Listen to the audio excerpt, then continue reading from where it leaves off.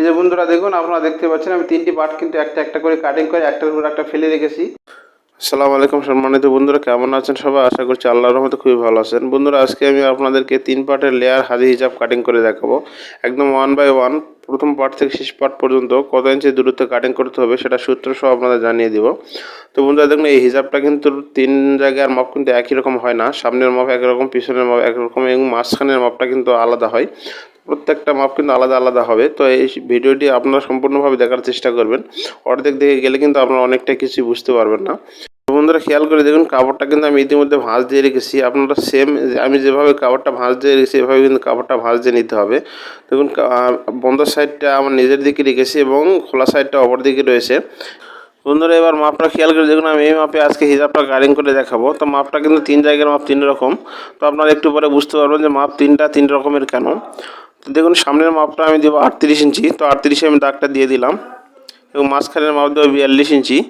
42-এ আমি দাগটা দিয়ে দিলাম এবং পিছনের অংশের মাপ 45 ইঞ্চি। 45 ইঞ্চের দাগটা দিয়ে দিলাম। বন্ধুরা, আপনারা খেয়াল করে দেখলেন তিন জায়গার মাপ কিন্তু আমি তিন রকমই দিয়েছি। তো আপনারা যদি গোল করে হিজাব কাটেন তাহলে কিন্তু হিজাবটা গোল হবে না, মাথার অংশ উঠে আসবে। তো এই জন্য এইভাবে এই সূত্র অনুযায়ী আপনারা তিন জায়গার মাপ তিন রকম করে দিয়ে দিবেন। তো আমি ড্রয়িংটা করে নিচ্ছি।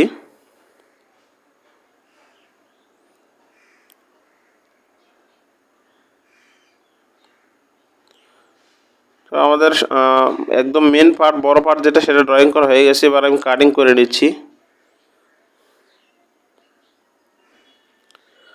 অবশ্যই ভিডিওটি শেষ পর্যন্ত দেখার চেষ্টা করবেন, তাহলে আপনারা সম্পূর্ণটা বুঝতে পারবেন। তো আমি এর উপর আরও পার্ট বাই পার্ট আরও দুই পার্ট কাটিং করে দেখাবো। আপনারা একটা মনোযোগ সহকারে শেষ পর্যন্ত দেখবেন। তো বন্ধুরা, এবার খেয়াল করে দেখুন, এবার আমি দ্বিতীয় পার্টটা কাটিং করব। তো এই দেখুন, এখানে যে মাঝখানে যে কাপড়টা এটা ভাঁজ দিয়ে রাখা আছে, ঠিক এই সোজা সোজা উপরে এই মাথায় আমি কাপড়টা ওই সোজা ভাঁজ দিয়ে দিব। আপনারা এই জিনিসটা মনে রাখবেন, এই জায়গায় এভাবে কাপড়টা যদি ভাঁজ না দেন তাহলে কিন্তু আপনাদের অনেক সময় দেখা যাচ্ছে কাপড় শর্ট পড়তে পারে। ঠিক ওই সোজায় আপনারা কাপড়টা এভাবে ধরে নিয়ে কাপড়টা ভাঁজ দিয়ে দিবেন।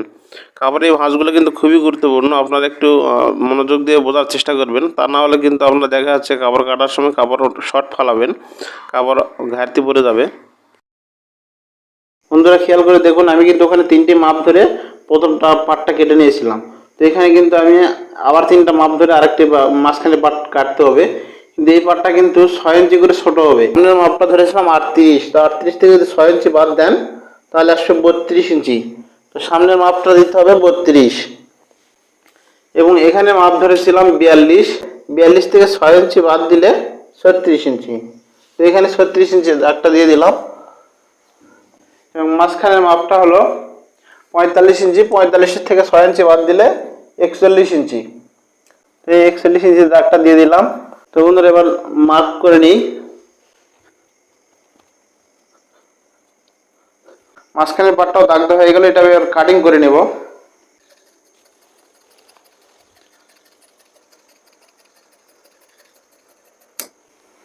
বন্ধুরা দেখুন, দুই পার্ট কিন্তু আমাদের কাটিং করা হয়ে গেছে, আর আরেকটি পার্ট কাটিং করতে হবে। তো এবার বন্ধুরা খেয়াল করে দেখুন, এখন আমার একদম ছোট উপরে যে পার্টটা সেটা কাটিং করতে হবে। বন্ধুরা খেয়াল করে দেখুন, এবার কাপড় কিন্তু দুই পার্ট কাটার পরে কাপড়টা কিন্তু এই অবস্থায় আছে। তো বন্ধুরা দেখুন, দুই পার্ট কাটার পরে খেয়াল করে দেখবেন এক সাইডে এরকম বড় পায়ের অংশ থাকবে। তো এই অংশটা এবার ভাঁজ দিয়ে দিবেন এভাবে সমান করে। যে সাইডটা বড় পায়ের অংশ পাবেন এই অংশটা এভাবে সমান করে ভাঁজ দিয়ে দিবেন।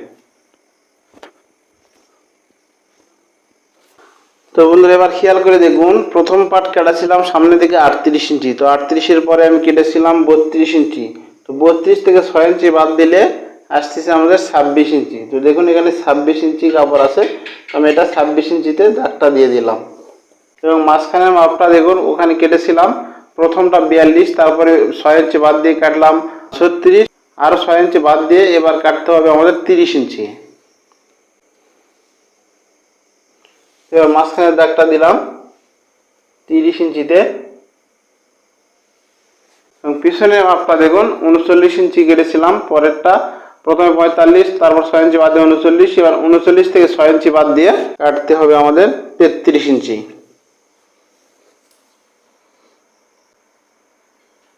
তো বন্ধুরা, এটা এবার আমি ড্রয়িং করে নিচ্ছি।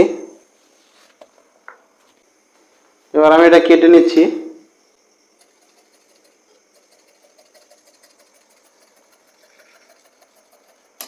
বন্ধুরা হিজাবের কিন্তু আমাদের 3টি পার্টি কাটিং করা হয়ে গেছে। এবার শুধু সামনের কুচি দেওয়া পার্টটি কাটবো এবং মাথার ফিতাটা কাটবো। এই যে বন্ধুরা দেখুন, আপনারা দেখতে পাচ্ছেন আমি 3টি পার্ট কিন্তু একটা একটা করে কাটিং করে একটার উপর একটা ফেলে রেখেছি। এবার শুধু মুখের যে সামনের অংশটা আছে সেটা কাটিং করব। দেখুন এখানে যে কুচি দিয়ে যে পার্টটা লাগবে শুধু এখন সেটা কাটিং করব এবং আমি 3টা পার্টে কিন্তু কেটে এভাবে ফেলে রেখেছি, আপনারা যেন বুঝতে পারেন। 6 ইঞ্চি পরপর আমি ছোটো করে কাটিং করে রেখেছি। আপনারা চাইলে এই গ্যাপটা বড় দিয়েও কাটতে পারেন, 7 ইঞ্চি 8 ইঞ্চি দিয়েও কাটতে পারেন। 6 ইঞ্চি দিয়ে আমি গ্যাপটা ছোটো করে দেখতে যেন ভালো লাগে সেই জন্য ছোটো করে গ্যাপ দিয়ে এই হিজাবটা কাটিং করেছি। এবার আমি মুখের অংশটা আপনাদের কাটিং করে দেখাবো।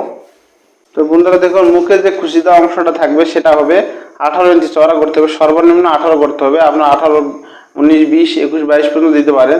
তো এটা 18 ইঞ্চি সর্বনিম্ন করতে হবে, তা নাহলে কিন্তু এটা ভালো কুচিয়া হবে না। মুখের উপরে যেটা থাকবে আপনারা স্ক্রিনে দেখতে পাচ্ছেন এরকম। এটা আছে আমাদের 22 ইঞ্চি, তো আমি 22 ইঞ্চি এতটা দেবো না, আমি 20 ইঞ্চি দিয়ে এটা কেটে নেব।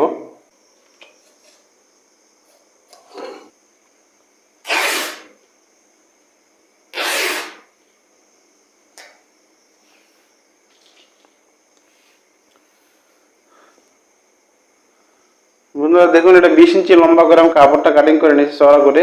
আর লম্বাটা দিতে হবে আপনাদের, সামনের অংশ আমি মাপ দিয়েছিলাম 38 ইঞ্চি, তো এটা আমি লম্বা 36 ইঞ্চি লম্বা করে কাটিং করে নিচ্ছি।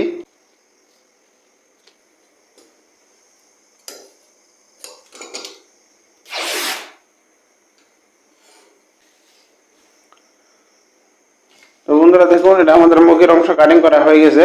তো বন্ধুরা দেখুন, এটা কিন্তু পাতলা কাপড়, সিঙ্গেল ভাবে যদি দেওয়া হয় তাহলে কিন্তু মুখ দেখা যাবে। তো আপনারা কি করবেন, এটাতে আরেকটা সেম ভাবে আরেকটা কাপড় একই মাপে কাপড় কেটে নিতে হবে। কেটে নিয়ে চারিদিকে আটকা দিয়ে সামনের অংশ কিন্তু লাগাতে হবে, কারণ এটা সামনের মুখে যদি এভাবে সিঙ্গেল লাগান মুখ কিন্তু দেখা যাবে, আপনার পর্দা ভালো হবে না। এই জন্য আপনার ডবল এই পাতলা কাপড় যদি এরকম হিসাব বানান তাহলে অবশ্যই সামনের পাটটা কিন্তু ডবল দিতে হবে। তো এরকম সেম ভাবে আমি আর একটা পাট কেটে নিব। তো এবার বন্ধুরা চলুন ফিতাটা কাটিং করে দেখাই আপনাদের। তো বন্ধুরা এই ফিতাটা কাটিং করার জন্য ফিতার চওড়াটা নিতে হবে 2 থেকে 2.5 ইঞ্চি। তো আমি এই ফিতার চওড়াটা নেব 2 ইঞ্চি। 2 ইঞ্চি বরাবর করে কাপড়টা সোজা করে কেটে নেব।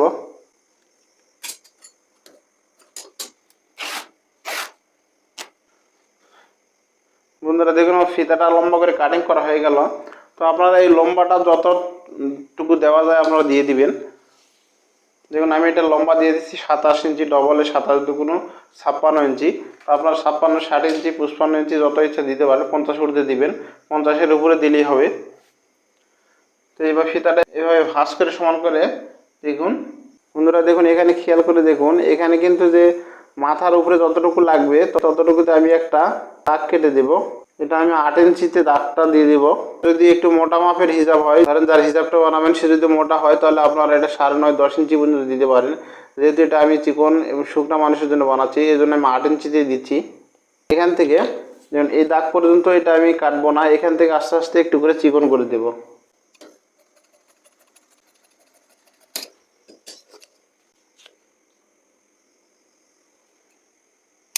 তো বন্ধুরা আপনারা যদি হিজাব সেলাই দেখতে চান আমি ডিসক্রিপশনে লিঙ্ক দিয়ে রাখবো, আপনারা দেখে নিতে পারেন।